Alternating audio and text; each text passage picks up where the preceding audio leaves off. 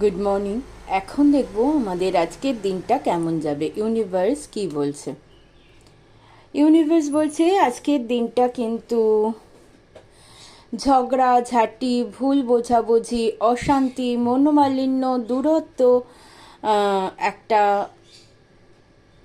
হঠাৎ করে ক্রিয়েট হবে। মানে তৃতীয় কোনো মানুষ, তৃতীয় কোনো ব্যক্তি, কোনো বন্ধু যে দুজন মানুষের মাঝখানে এসে ইচ্ছা করে অশান্তি বাঁধাবে, ক্রিয়েট করবে, এমন কিছু অশান্তি তৈরি করবে যেটা হয়তো কখনো হয়নি বা ঘটনাটা ঘটেইনি, মিথ্যা কিছু বলে সেটা নিয়ে একটা অশান্তি ক্রিয়েট হবে তৃতীয় ব্যক্তির দ্বারা।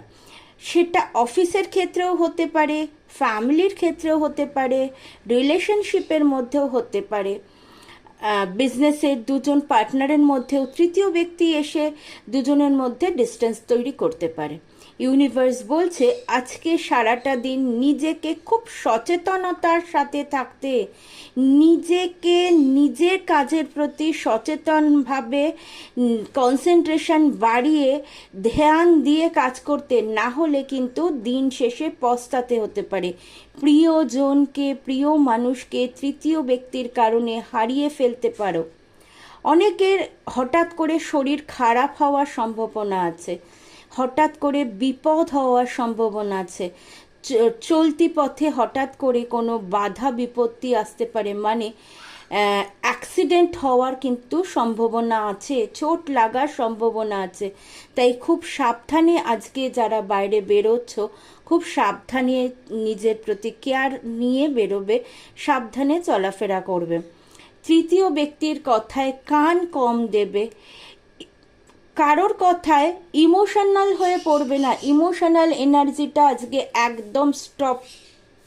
আজকে প্র্যাকটিক্যালি মাইন্ড দিয়ে নয়, দিমাগ দিয়ে ভাববে, তবে গিয়েই হয়তো সঠিক সিদ্ধান্ত নিতে পারবে। যদি ইমোশনালি কোনো কিছু ডিসিশন নিতে যাও তাহলে কিন্তু ডেফিনেটলি ভুল ডিসিশন নেবে, দুজন মানুষের মধ্যে দূরত্ব বাড়বে। তৃতীয় ব্যক্তির কারণে দুজন মানুষের মধ্যে দূরত্ব বাড়বে, ভুল বোঝাবুঝি হবে, অশান্তি হবে। জবের ক্ষেত্রে, কেরিয়ারের ক্ষেত্রে, বিজনেসের ক্ষেত্রে, রিলেশনের ক্ষেত্রে, সব কিছুর মধ্যে, রিলেটিভদের মধ্যে, সব কিছুর ক্ষেত্রে কিন্তু তৃতীয় ইস্যু, তৃতীয় ব্যক্তি, তৃতীয় কোনো কারণের জন্য কিন্তু দূরত্ব বাড়ার সম্ভাবনা প্রবল। হেলথ ইস্যু হবে, রাস্তায় চলাফেরা সাবধান।